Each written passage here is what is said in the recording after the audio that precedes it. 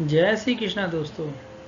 स्वागत है आपका आपके अपने चैनल जिसमें हम श्रीमद् भगवद गीता के द्वितीय अध्याय के 62वें श्लोक से 65वें श्लोक का अध्ययन कर रहे हैं।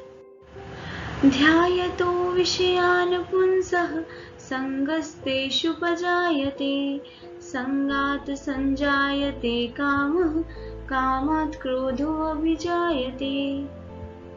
इच्छाओं के बार बार सोचते रहने से उसमें आसक्ति उत्पन्न हो जाती है और आसक्ति से उन विषयों की कामना उत्पन्न होने लगती है और जब कामनाएं पूरी नहीं होती तो क्रोध उत्पन्न होता है।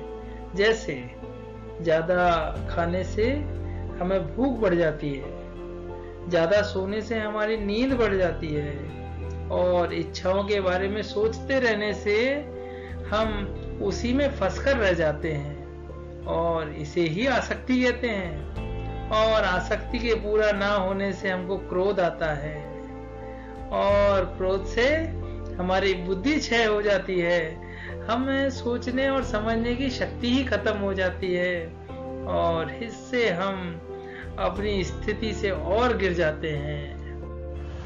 क्रोधात् भवति सम्मोहः सम्मोहात् श्रुतिविभ्रमः श्रुतिभ्रंशात् बुद्धिनाशो बुद्धिनाशात् प्रणश्यति।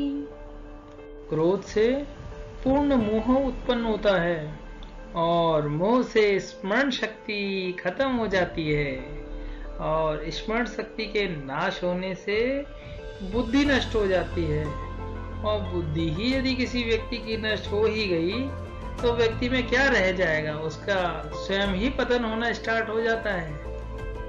राग द्वेष वियुक्तेस्तु विषयानिन्द्रियश्चरान् आत्मवश्ये विधेयात्मा प्रसादमधिगच्छति। जो अपनी आसक्तियों को अपने नियंत्रण में रखता है, समस्त राग द्वेष से मुक्त होकर इंद्रियों को संयम द्वारा वश में करता है या वश में करने में समर्थ है, वह ही पूर्ण कृपा को प्राप्त होता है। दोस्तों, हम आनंद, खुशी, शांति कहीं बाहर ही ढूंढते हैं, वो तो हमारे अंदर है और हम ढूंढते कहीं और हैं, तो मिलेगा कहाँ से? प्रसादे सर्वदुःखानां हानिरस्युपजायते प्रसन्नं चेतसो नाशो बुद्धिपर्यवतिष्ठते। अंदर से प्रसन्न रहने वाले पुरुष अपने दुख को स्वतः ही खत्म कर लेते हैं। ऐसे कर्मयोगी प्रसन्न चित्त योगी पुरुष अपने बुद्धि को स्थिर कर लक्ष्य को भेद ही देते हैं। दोस्तों, हमें भी अपने लक्ष्य के बारे में सोचना चाहिए और प्रथम प्रयास में अपना बेस्ट एफर्ट के द्वारा उस लक्ष्य को पा ही लेना चाहिए।